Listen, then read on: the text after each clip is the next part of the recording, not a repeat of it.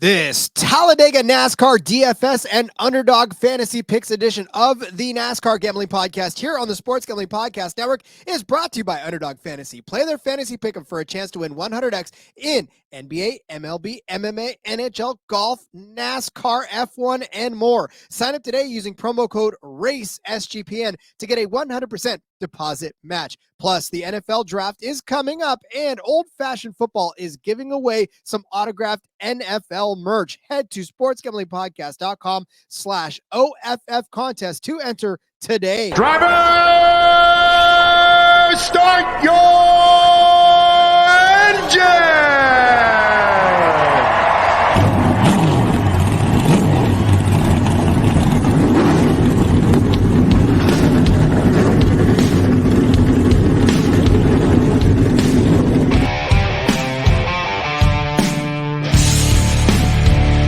Strap in and pull those belts up tight as the Sports Gambling Podcast Network presents the NASCAR Gambling Podcast. I'll wreck my mom to win a championship. I'll wreck your mom to win a championship. With all the news and the best bets for your NASCAR weekend. It refrains me from not beating the out of you right now because you ask me stupid questions. But since I'm on probation, I suppose that's improper to say as well. If you could talk about racing things, we could talk about racing things. Now, here are your hosts, Rod Villagomez and Cody Zeeb.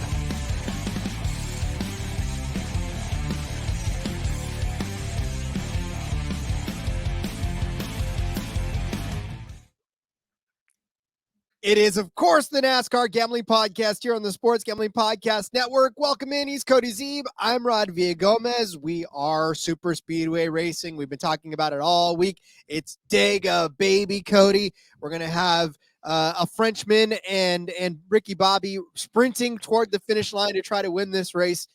Although, Cody, I don't know, and I've never really gone into the history of what it would be if all the cars in the entire field wrecked out, how that would end up.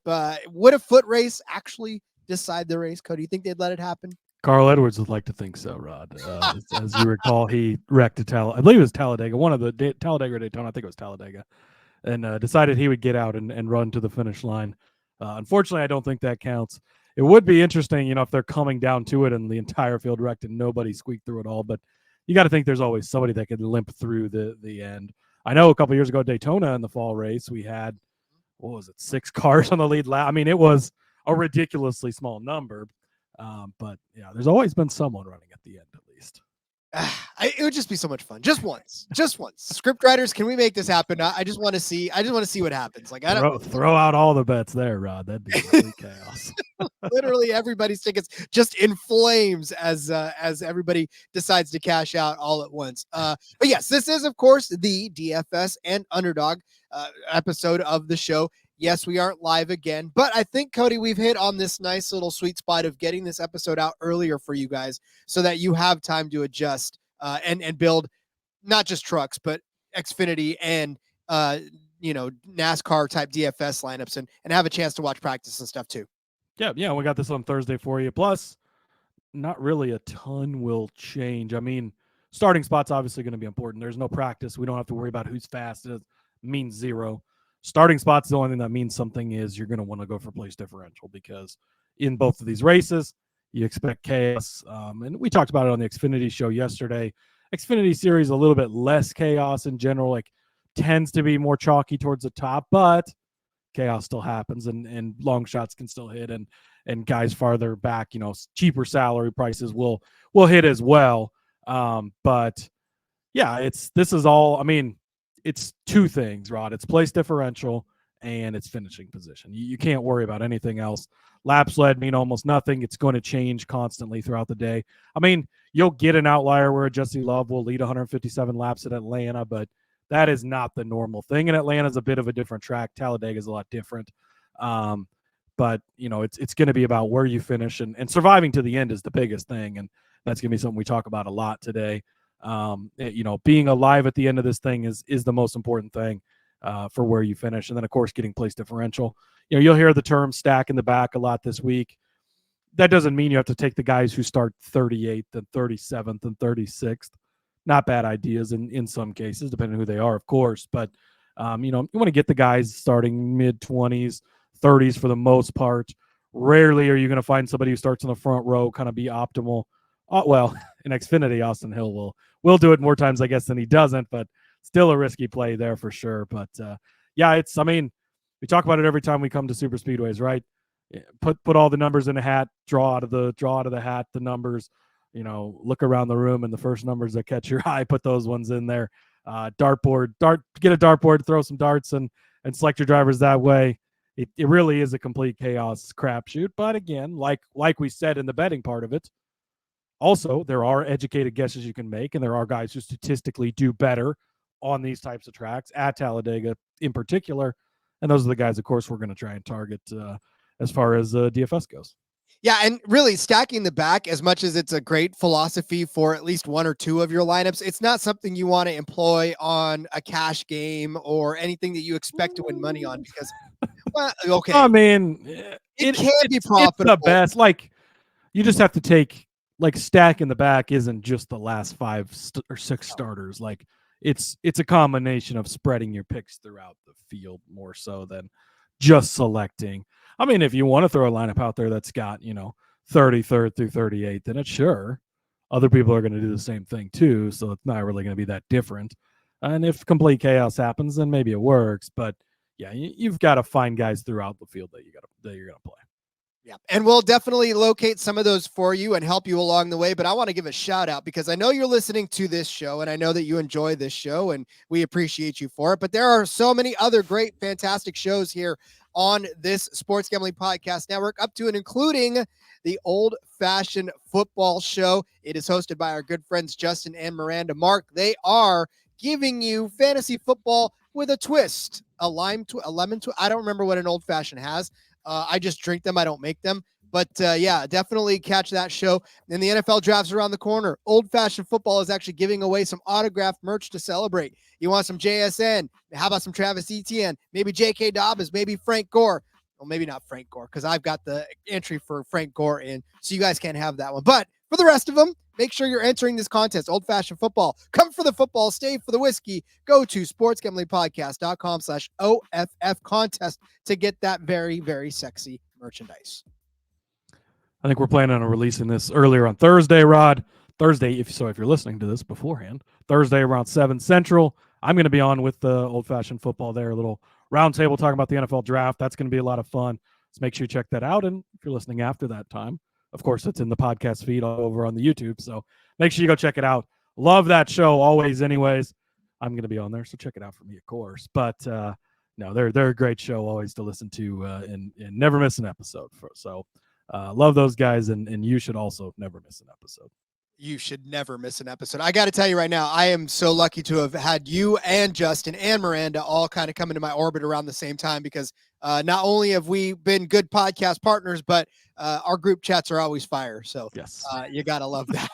Yes, the group texts are always a lot of fun with the three of you in there. All right. So listen, this is, of course, like we said, Talladega. It is going to be both there's only 2 series going right now. There's only the Xfinity and the Cup series, unfortunately. So we can't really load you up with building blocks for each of the 3 series. So we'll give you a building block for each of the series and then a bonus one. I think, Cody, both of our bonus ones ended up being Cup series drivers this week. So yeah, we'll figure that was a good way to go about it. No trucks. So we'll throw in 2 Cup guys.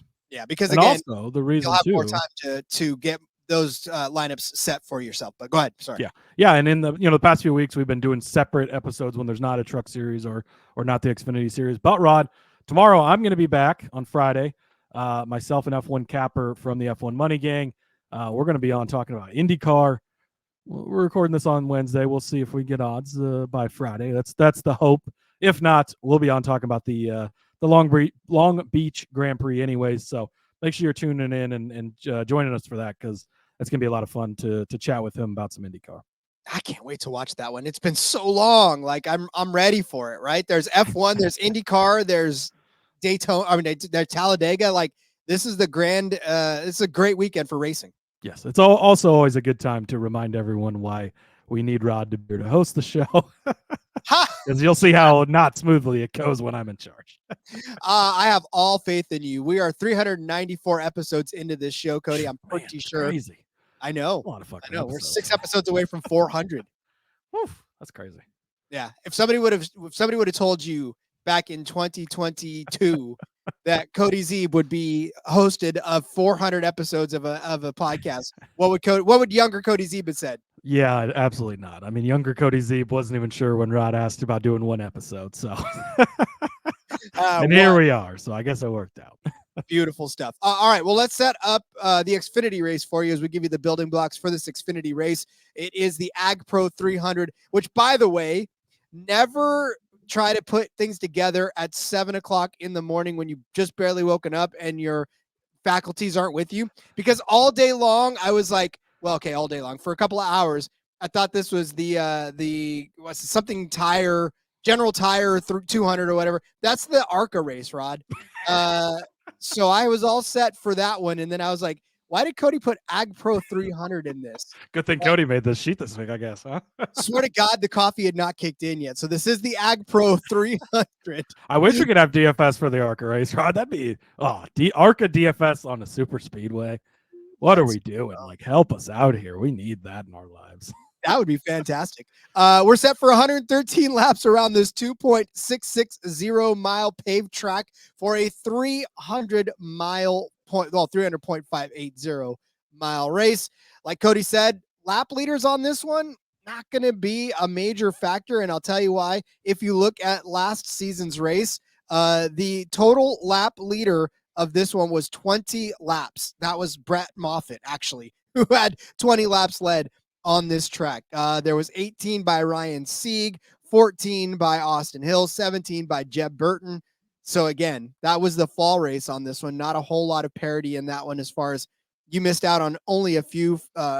Then if in the spring race, 60 by Austin Hill was the most on that one. And he actually was the far and away lap leader. But yeah, again, place differential, kind of one of the bigger things in this one as well. So Cody, we're giving building blocks out for this slate. Who is your building block for this Xfinity race? Rod, I would like to go to Mr. Shane Van Gisbergen. Look, he gets whoa. Are you even allowed we gotta make this? To say that? Do we have to make this a big thing, Rod? I'm trying to be serious here. I gave him out on the show yesterday. Actually, first of all, I said good things about him on the Cup show. Didn't give out a pick. Well, actually, I did, because I included him in the parlay. Yes, you did. I gave him out yesterday on the Xfinity show. I'm giving him out today. Look, he's in this situation. Rod, I don't hate SVG. I love the guy. I've been trying to tell you people that this whole time. It's all about the price. It's all about the attention. He gets it all on the road courses. He gets it everywhere else. It's all this big thing. But you come to Talladega and nobody's thinking about this guy doing good. It's the same thing as AJ Allmendinger, who I also brought up yesterday and who I also like for DFS this week in Xfinity, Rod, because these guys are sneaky good on these tracks. Now, it's a small sample size with SVG. We've only had 2 races in Daytona and Atlanta, but Rod, he did the most important thing in both of them. He made it to the end. That is what matters. 5th place at Daytona, 13th place, or I would get this all fucked up. 12th place, rather, at Daytona, 3rd place at Atlanta. Now, the Atlanta thing needed a little bit of fuel, but Rod, that doesn't matter, because it's all about surviving. There's going to be chaos. There's going to be wrecks. That's how this works. 7,700. I think SVG is going to get lost in the mix. And what we've seen from him this season, Rod, has been so freaking impressive. He just constantly runs his own race, doesn't push it too hard, doesn't make rookie mistakes. He is a rookie, but he's not a rookie. He's a veteran driver, right? He knows what he's doing, and he's smart about it, and he stays out of trouble. That's exactly what you need in this type of race. There's going to be guys that push too hard, going to be guys that make mistakes. Now, could he end up in the wrong place at the wrong time? Absolutely, right? He's still green on super speedways. But in the 2 examples we have so far, he's done well. He's in a College car. We know how well the College cars have always done on super speedways. AJ Allmendinger is his teammate, who is very good at super speedways. Of course, he's getting lessons from him. And he's a trackhouse guy. So he's working with Ross Chastain, good at super speedways, won at Talladega before. Daniel Suarez won the most recent Cup Series race on a super speedway at Atlanta. So everybody he's around knows what they're doing. I think he's going to take that and use it this weekend. So 7,700, I think SVG is a great play. I think he's going to differentiate you, which is this week of all weeks at these super speedways. That's the most important thing. Just be different from everybody else, because it's going to be a crapshoot. There's going to be wrecks. Positions are going to change by 20 spots on the last lap. That's how DFS works on super speedways. So SVG 7,700 is my Xfinity Series play for the week. I like it. I mean, I'll be honest with you, that's one of the things when I looked at your sheet, I was like, okay, I dig this, because again, at $7,700, this is a guy that probably a lot of people are just going to either. So really, the only people that are going to be super on him are the SVG truthers, and that's okay. I mean, I know that there's plenty of those. But. Yeah, exactly. So you're going to be contending with them, but by and large, some of the bigger guys maybe not giving SVG a lot of love in this slate, and $7,700, fantastic price for him. So I dig it. I will give you my building block. But first, let me get to this. I want to tell you about Underdog Fantasy. We're going to be giving you a ton of Underdog Fantasy plays just after all of our DFS plays, as we always do week after week. The NBA playoffs, too, they're here. And our sponsor, Underdog Fantasy, wants to make it a lot more interesting, because Underdog Fantasy is the easiest place to play fantasy sports. You can play in their pick'em game. It's really as simple as picking higher or lower on players' stats like points, rebounds, assists, and so much more. And and like we're about to tell you, drivers' starting positions, or finishing positions rather, you got to pick better than or worse than what you think they're going to finish and what Underdog thinks they're going to finish. It's really that simple. Make entries of all basketball, or you can actually mix or match across different sports like basketball and racing. You can win up to 100 times your money. Look, it's a ton of fun. We've been having a ton of fun. I know that everybody that's been in the Discord that's been playing along with us has been having a ton of fun. So you need to get in on that action as well. Underdog's available in 30 states, including California, Texas, and even Canada. So make sure you're getting there too. Pull up UnderdogFantasy.com and listen, here's what we're going to do. We are going to share with you, as you watch along, our favorite picks on there. New customers get a pick'em special in the lobby when you sign up. Underdog will also be running a ton of different promos, bonus cash airdrops, special giveaways, so much more throughout the NBA playoffs. So make sure to follow at Underdog Picks on Twitter to keep an eye out. And there is a special pick'em for the Friday play-in game on this Friday. So if you're listening Thursday, tomorrow, or if you're listening Friday, today, with the player to be announced, this special should go live in the lobby, and it's eligible for new customers that sign up on the morning of 4/18. So get in there, sign up with our promo code RACESGPN. Underdog's going to double your first deposit up to $100. That's Underdog Fantasy promo code RACESGPN. All right, Cody, my first building block is a name that I'm not even sure that I remembered was a race car driver until, no, I'm just kidding. I did, but I don't know that I've ever really said his name on here. Suffice it to say, I've said his name, Rod, a lot of times coming to super speedways, because he's a guy I try to always target. So I'm glad you picked him. Me too. Jordan Anderson, a car owner, but in the car this weekend to drive because he likes to come out on super speedways. That's just what he does. So he's going to be driving the number 32 Chevrolet. Listen, it's crazy to think, but Jordan Anderson has super speedways dialed in. Jordan Anderson comes in, no love from Underdog, by the way, $6,700, not Underdog, from DraftKings, by the way, $6,700 is his salary. Now, that may be a little more love for a guy like Jordan Anderson than is normal, but I still think he should be somewhere in the $7,700 because of the following. On these super speedways, just let's take his finishes this season already. So he had a 4th place finish in Daytona. He started 29th in that. You want to talk about place differential? Holy hell. And he even led 6 laps along the way.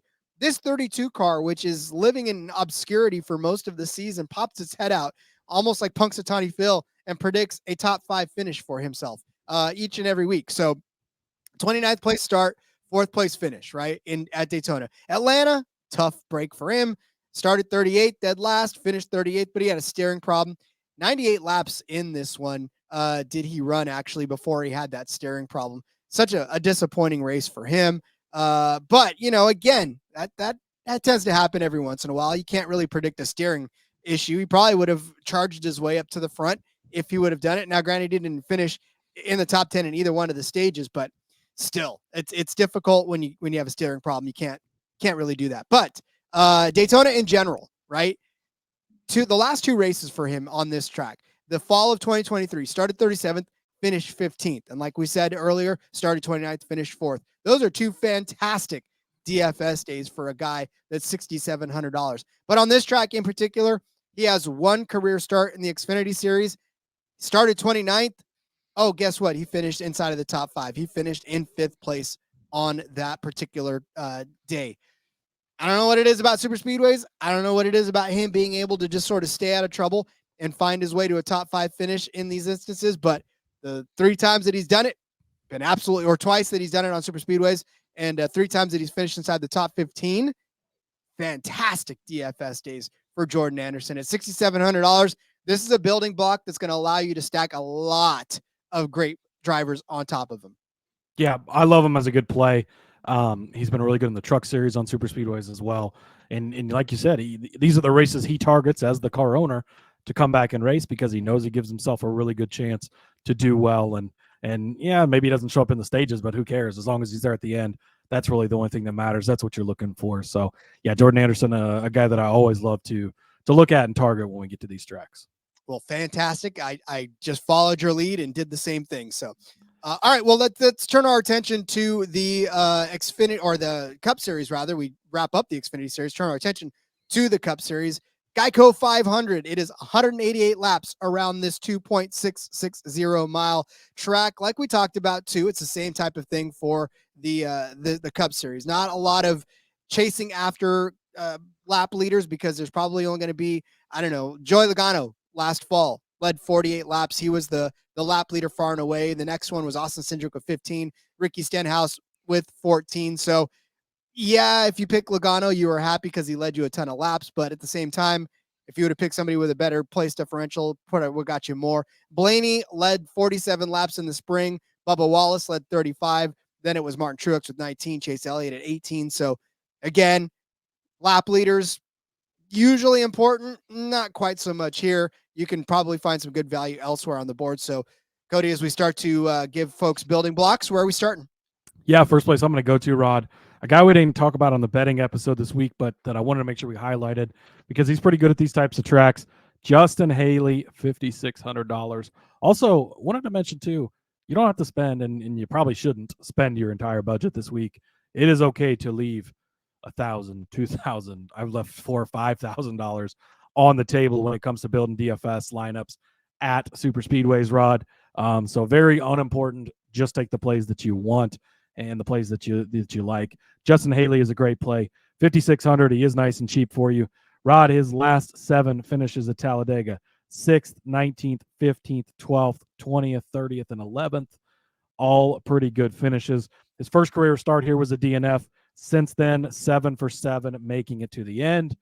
Again, I've said that a million times this week, is the most important thing about playing these guys, betting on them, playing them in fantasy, is getting to the end. Justin Haley's good at that.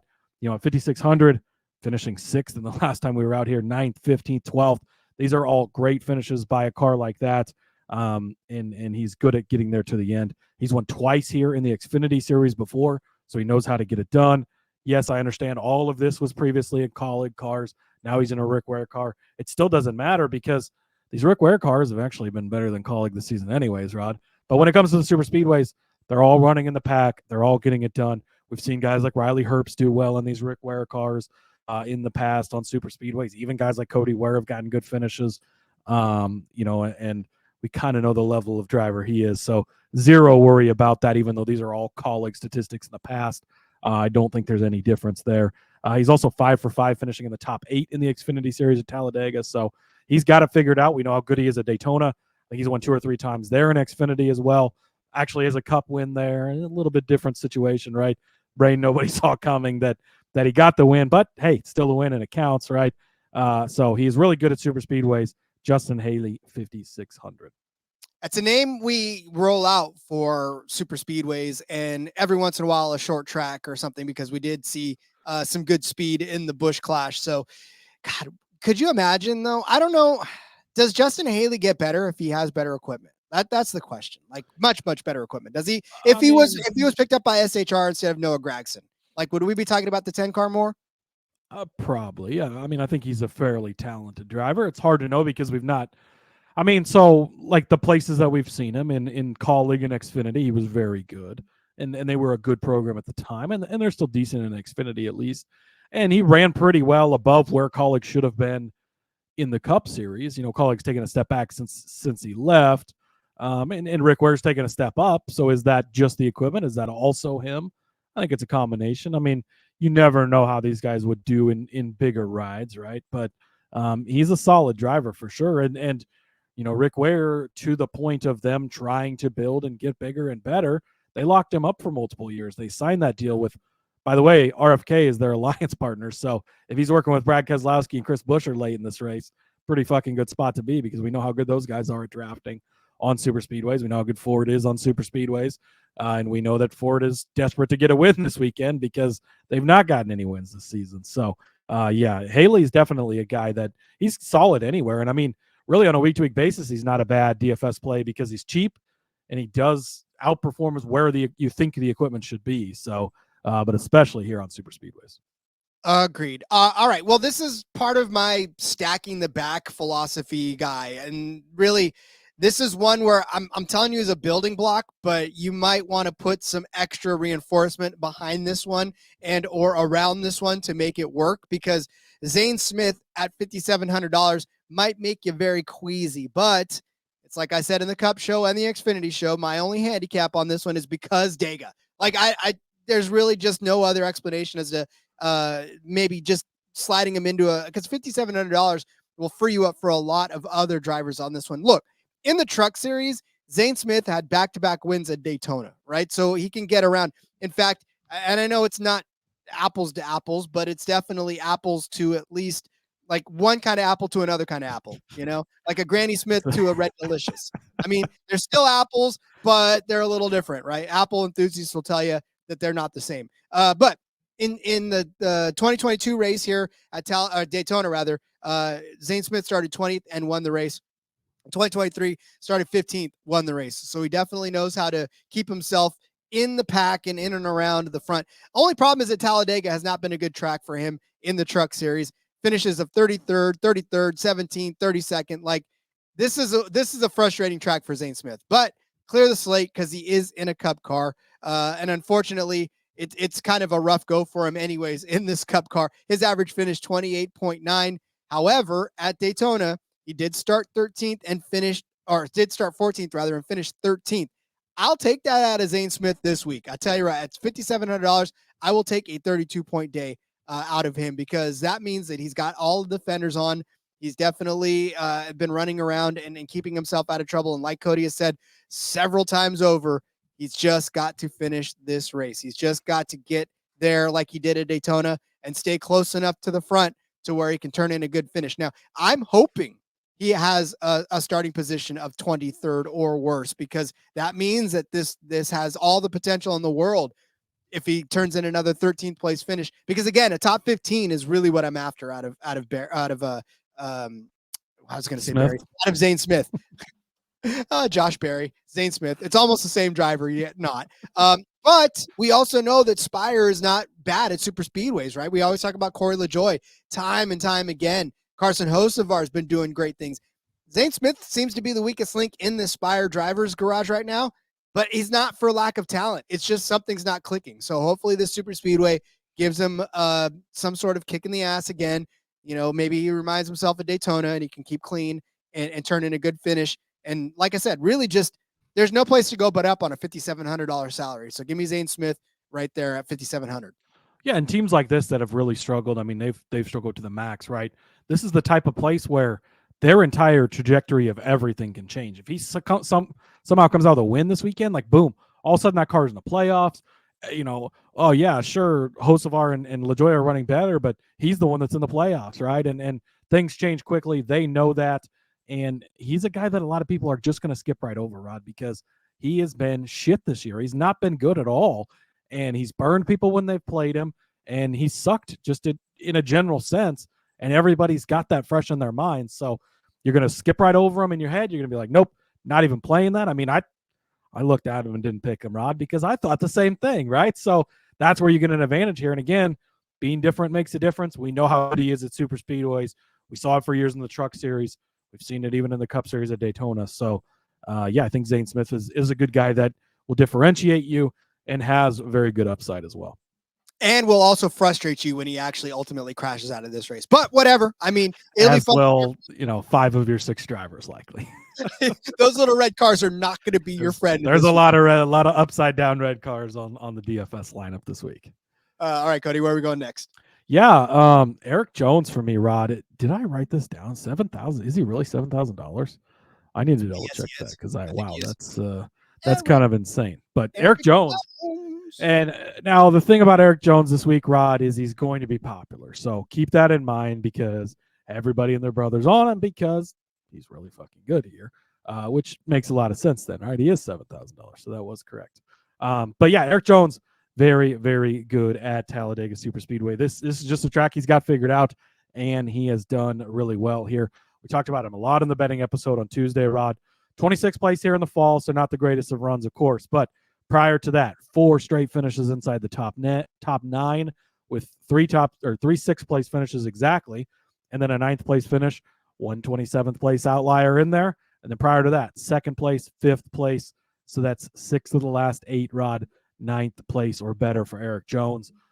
He's decent at Atlanta, he's decent at Daytona, but specifically at Talladega, he just really jumps out and really shows up. So I think it's $7,000. He's a guy you're going to have to consider. He is going to be chalkier this week. I think a lot of people are going to play him. So keep that in mind. You might want to differentiate some places, but might be an okay cash play because you're going to think everybody's going to have him. So if he does good, like he's done so many times, 6 of the last 8 times here, then you're covered. If he doesn't do good, maybe the damage won't be so bad if everybody else has him as well. But definitely a guy that needs to be highlighted this week because Eric Jones shows up at Talladega and he is consistently really good, just seems to have the knack for this super speedway in particular. A lot of times we look at guys and a lot of them they're either good at super speedways in general or they're not. But there is some guys that are, Corey LaJoie, a guy I like to talk about a lot, and I've on him this week. He's more up and down at Talladega than he is at the other 2. At Daytona and Atlanta, I'm really all over him more so. I'm still on him at Atlanta, of course, or at Talladega, of course, but he's less good at Talladega. So there is some variance there, and Eric Jones's variance is he's fucking good at Talladega. So $7,000, love Eric Jones this week.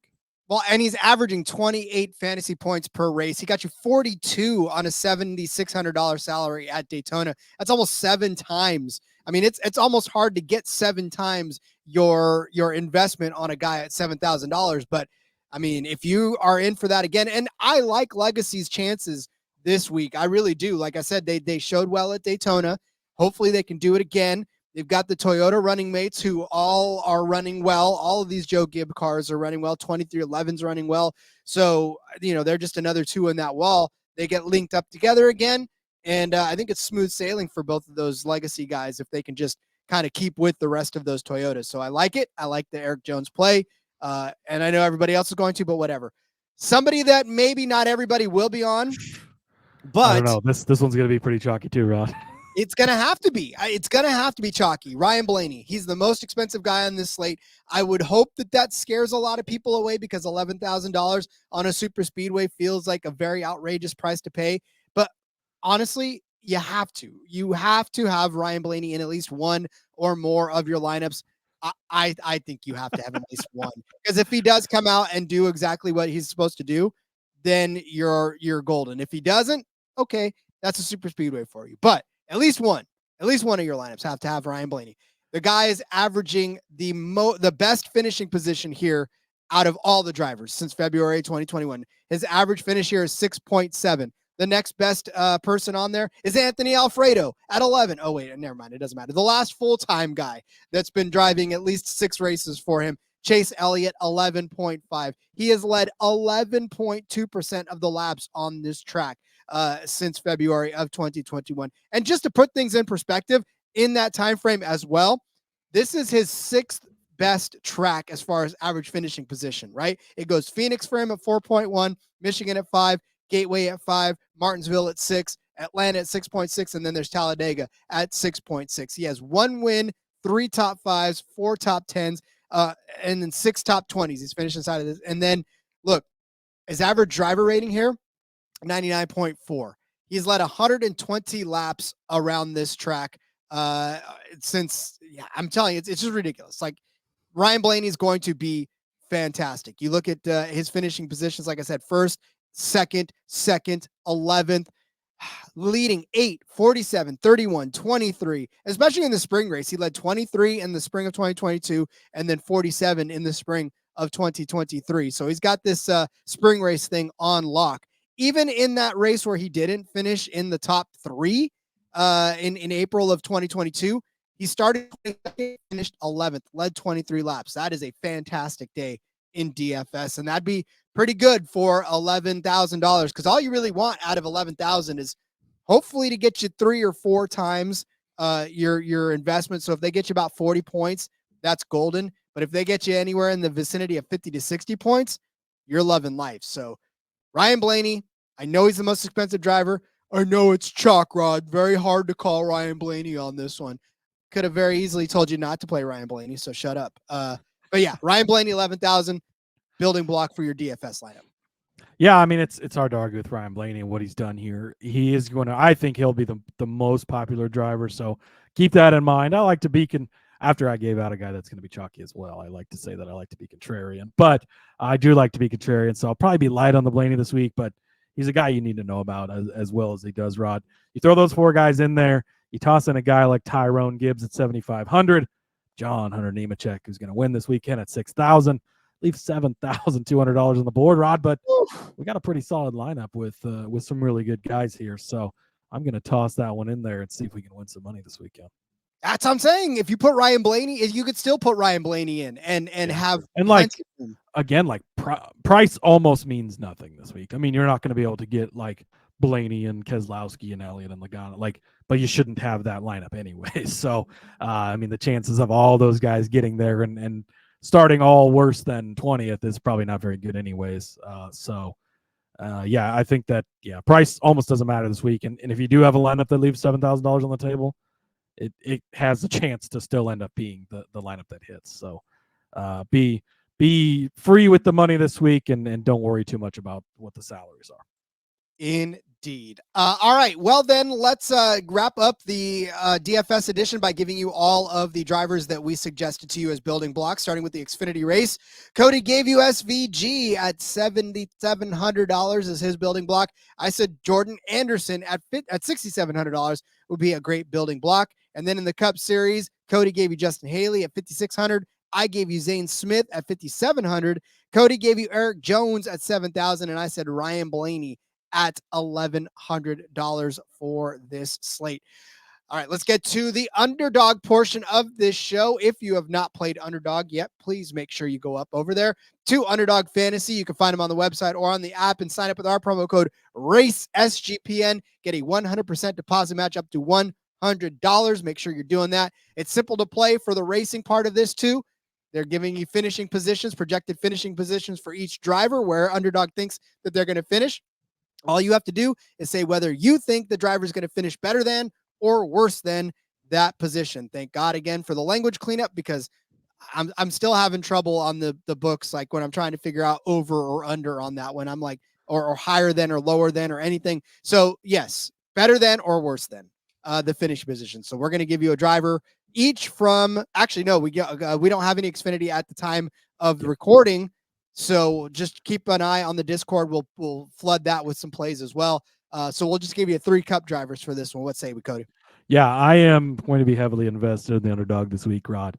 The super speedways I like to play Underdog every week, of course, but the place where I feel like you have the bigger advantage is when you come to the super speedways.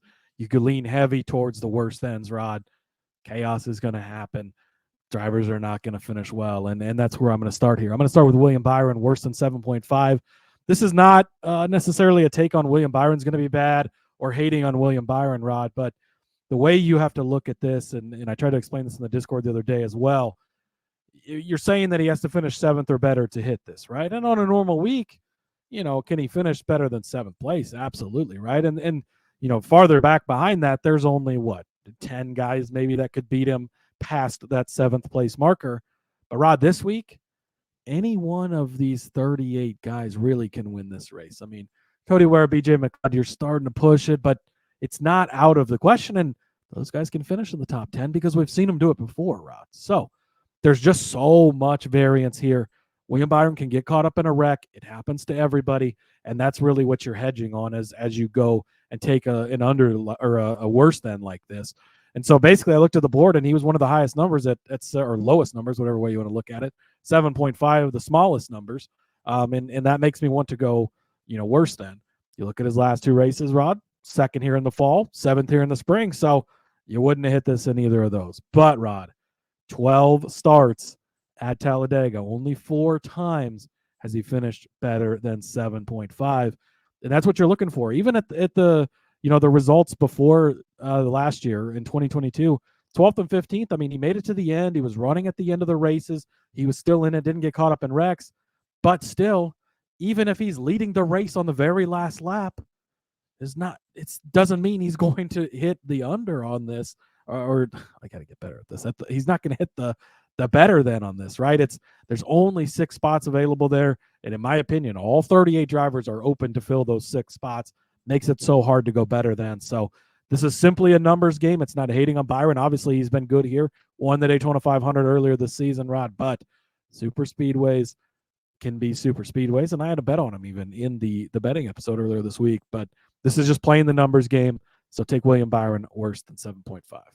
Yeah, and that's definitely one that thankfully you're not playing against other people in this one because, it's tough to justify that one. But yeah, I get it. At super speedway, you're building toward chaos. You're building toward a lot of cautions. So I like that. This one may not even need a ton of chaos and or cautions to cash because it's got Kyle Busch in it. And not to pick on Kyle Busch. I swear to God, Kyle, you and I will never have a beer together because you're not that kind of guy. But that's all right. Kyle Busch and I, if we ever have a beer together. Kyle Busch would be a great guy to have a beer with. He'd be a fantastic guy to have a beer with, but I don't think he's the kind of guy that would sit down and just have a beer with me. I know there's other drivers in that garage that may, but Kyle Busch, I'm going to take his worse than.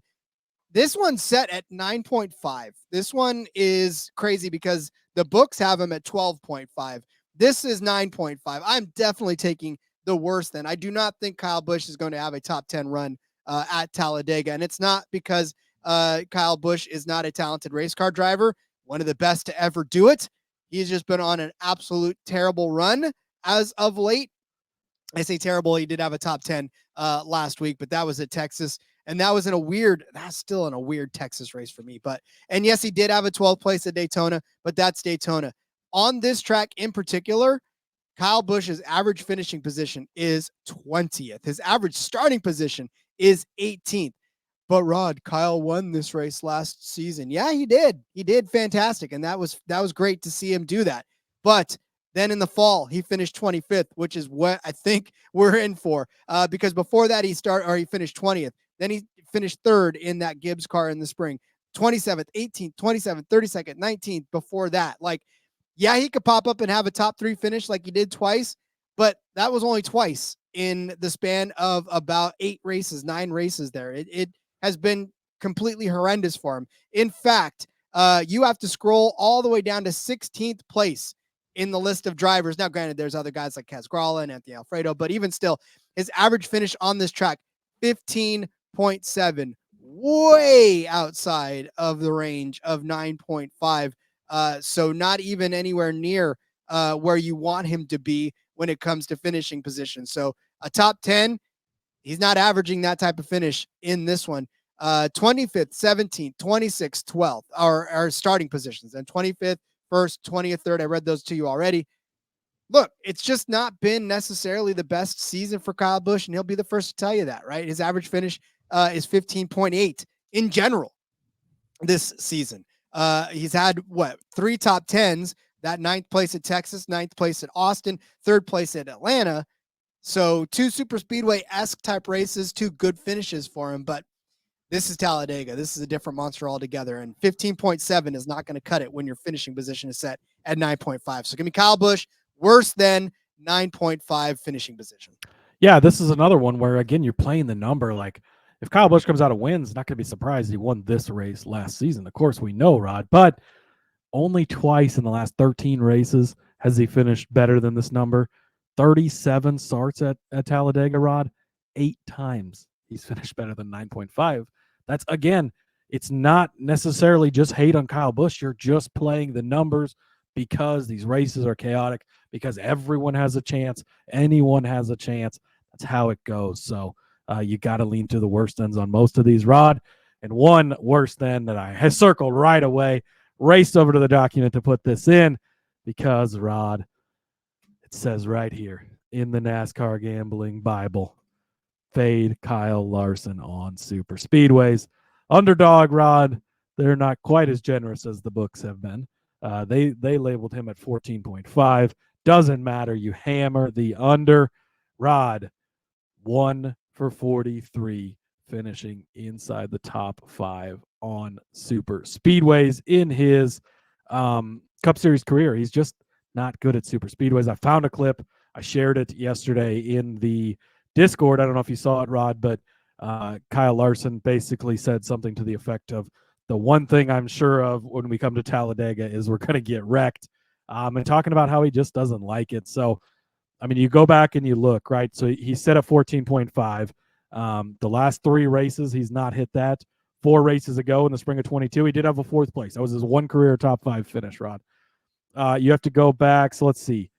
2 times in the last 10 races, he's hit this number. It's just Kyle Larson, not good at super speedways in general, not good at Talladega either. Some of these finishes, I mean, he had a 3-race stretch of finishing worse than 37th from October of 2019 to October of 2021. Of course, he missed a couple of races in there, but 39th, 40th, 37th there. He was 33rd last spring here. And again, like, he's going to run good throughout the race, Rod. You go back to last fall here, 3rd and 7th in the stages. He's up front throughout the day. Just can't seem to find it to the end. He was 5th place in stage 1 the race before, 8th and 3rd in the race before that, 2nd and 3rd. Like, he runs well in these stages, but can't avoid the chaos at the end. Fading Kyle Larson is the number 1 commandment on super speedways, and 14.5 on Underdog. That one's going to be in every single Underdog I do this weekend. We could even break the 3rd stone tablet and still have that commandment like emblazoned right there, because no one's dropping that one. That's definitely a set in stone commandment. Well, then I didn't know that we woke up this morning and chose violence against Hendrick Motorsports. But you're flipping your pick here, Rod? I flipped my pick. Yeah. In full disclosure, God, you guys know that I am like a glass half full kind of a guy, right? Where I don't like to do this. Like, I would want every driver to finish and win this race. Like, if we could give out participation trophies for every driver so that they could have something to put on their mantle, I would do that. But I know we can't. So I was trying to build a case in my head for this one, and I put it in the doc better than, because I was like, I'm gonna build a case for this. I'm great at building cases where there aren't cases. Then I was like, nah, never mind. Because as I was looking again, I was like, this is gonna be hard. There's not a case. There's not a case. Alex Bowman, his number is set at 15.5. His finishing position is set at 15.5. I'm taking the worst then. I didn't want to do it. But if you look, his average finishing position here in that February 2021 range that driver averages gives you 25.2. In 5 races, he's only got 1 top 10 finish. He's only finished inside of the top 20 twice in that span. You look back at those races for him at Talladega, 28th in the fall of 2023, 13th in the spring. That would have cashed, and that was part of my thing. I was like, oh yeah, 13th would have given you a fit over or better than 15.5, and then a 9th place in 2022, that would have done it too, right? Well, before that, 38, 14th, 7th. Like, it's so hard to predict whether he's going to have a 14th place day or a 38th place day. Like, that's the rough part. So if we're going to hedge, if we're going to predict on the side of chaos, then let's do that, because in Daytona, he finished runner-up, right? Fantastic. I was like, yeah, let's go. Super Speedway Racing, he's got this down. Then in Atlanta, 27th. It just goes to show you can't necessarily pick one side of it. Now, his average finishing position this season, 15.2. He's had some great finishes. 4th at Bristol, 4th in Coda, but 17th at Richmond, 8th at Martinsville, yay, but 37th in Texas. So it's tough. But if we're going to carry the narrative of go ahead and just say worse than, because if they can get caught up in a wreck or if they kind of live up to their average finishing position for Alex Bowman, right? That 25.2. We'll just say he's going to have a 38th place day and call it just be okay with it. Now, if he finishes in the top 15, yay, boo for your underdog, but yay, then whatever. But yeah, Alex Bowman, worse than 15.5. We're just going to go with the averages on this one. Yeah, he's like one of the most spotty drivers when you look at there's a lot of guys that are consistently good and they'll have some outlier bad finishes, or some guys that are just bad like a Kyle Larson. But like Bowman's is kind of all over the board. I mean, 2nd place, then 37th, then 33rd. Like it really can go either way, which I guess is basically the story of Alex Bowman every week. But yeah, again, you play in the numbers, and he's not a guy you think of when it comes to super speedways. Pop his head up every once in a while, but in the grand scheme of things, generally not one of the top drivers you're going to target. So I do like taking the worst then on this one. All right, let's wrap this up with one more piece, shall we? Yes, Rod. We're going to go, unfortunately, to my guy, Tyler Reddick. You know how much I love Tyler Reddick, Rod, but not a super speedway guy, much like Kyle Larson. So they've got his number also set at 15.5. Going to go worse than. He's barely hit the worst than the last 2 races with 16th place finishes in both races last season, Rod.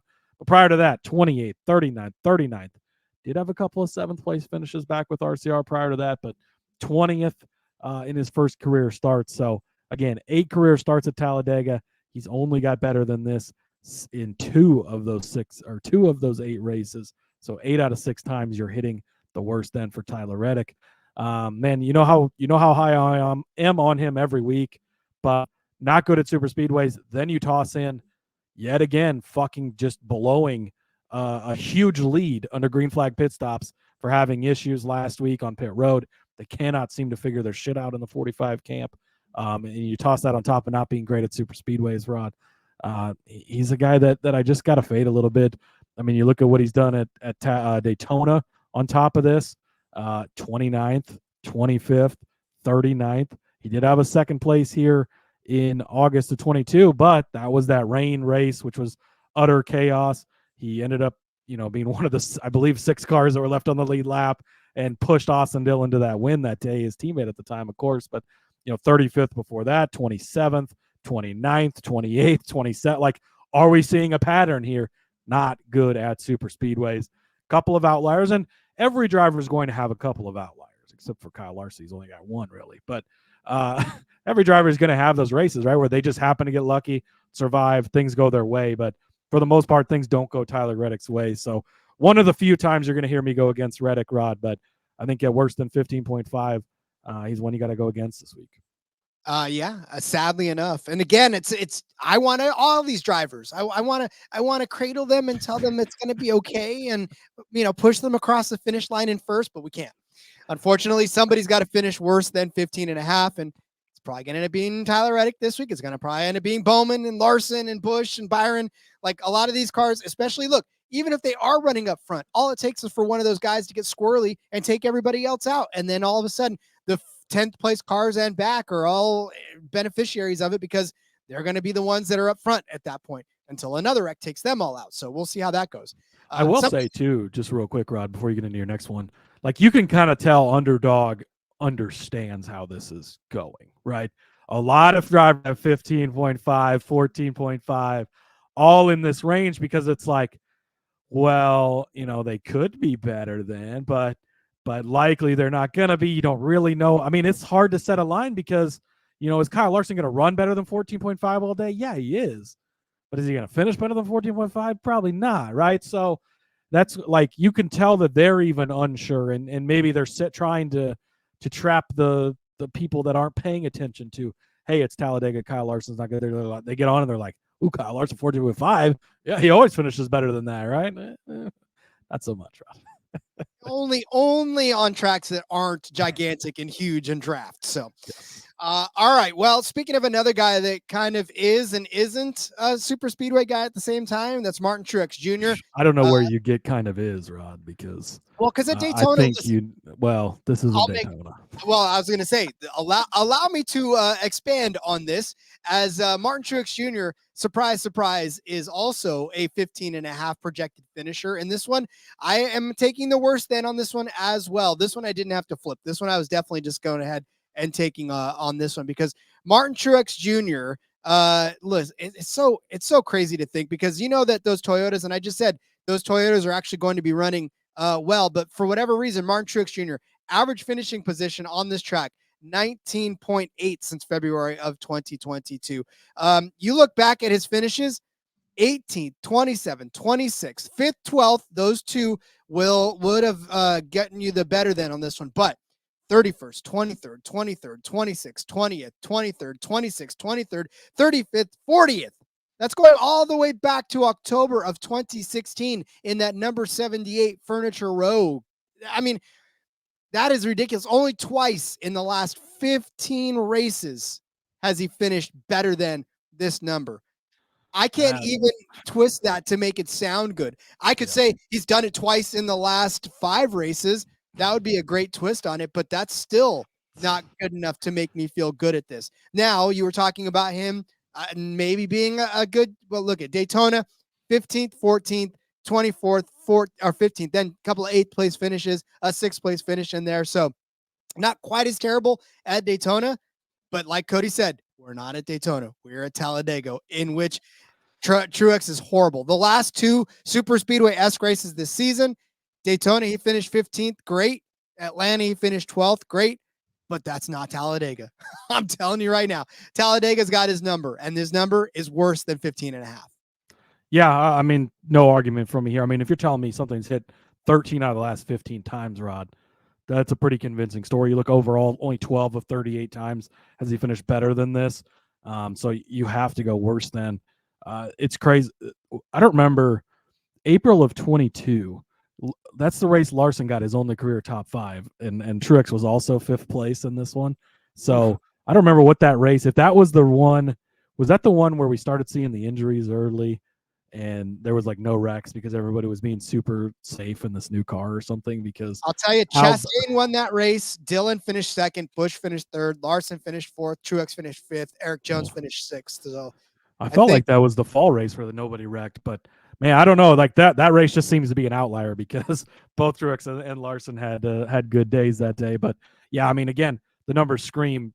You have to go worse than on this. And again, you painted a little bit of a picture of maybe he's not so bad at Daytona, but Talladega, he's just bad. So, kind of an opposite of like an Eric Jones, where we talked about Eric Jones. And Eric Jones, I mean, is Eric Jones on Underdog? I thought. I remember if I saw him. I know we had him on the betting as far as the over-under, but I don't think I saw him.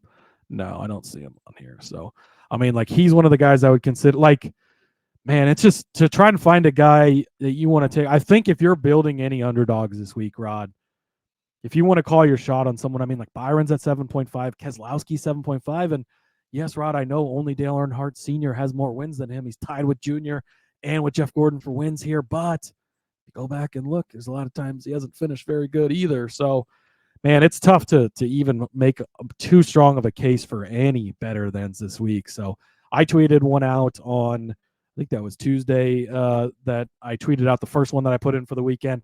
5 drivers worse than Rod. You're just going for chaos, and I think that's the play this week on these underdog bets or underdog fantasy plays. Sorry, no drivers finishing inside the top 15 this week. None, 0. There will be all finishing 15th or worse. Give me a VJ McLeod better than 15.5, Rod.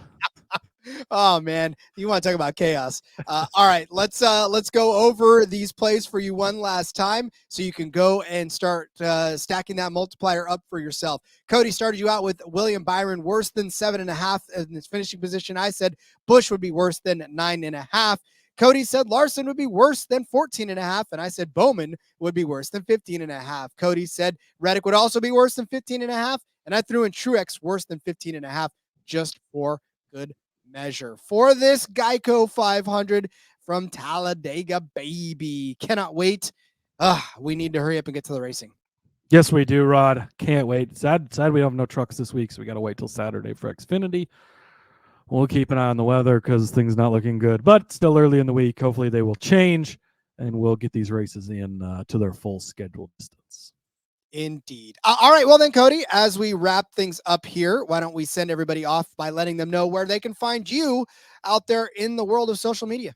Yep. Follow me over on the X at @Husker_Zeeb. You can find all my stuff there, including that 5-legger on Underdog that I tweeted out earlier already this week. I got an article out for sportsgamblingpodcast.com. Got a couple of bonus bets in there that I didn't give out on the show this week, so make sure you check that out. Mock Draft 2.0, Rod. The NFL Draft is next week. On Old Fashioned Football this evening. Make sure you check me out there. We had the F1 Gambling Podcast earlier this week. Make sure you check that out. And come back tomorrow. Join me and F1 Capper as we talk IndyCar at Long Beach. And we'll turn you over to the Army now. They can have you for the weekend. And you'll be back next week so we can do it all again for Dover, which is going to be a lot of fun. But, man, love some super speedway racing. DFS is fun. Fire your darts this week. Underdog's fun. Fire your darts this week. They're fun every week, Rod, but more fun with all the unknowns, all the chaos of super speedways. I just love it. 1,000% agree. Find me on Twitter at RJ Villagomez. There's a link in the bio to everything I got going on, whether it's here, whether it's Sportsbook Review. Make sure you check out the back road. Seth and Elliot have you covered for Dega, baby. This weekend, as of course, I am going to be out of town, but I will be back with you guys on Monday for the recap, or Sunday, depending on what happens, and we'll talk to you then. So enjoy super speedway racing. Enjoy Cody and F1 Capper talking IndyCar tomorrow. And until then, let's go racing and let it ride.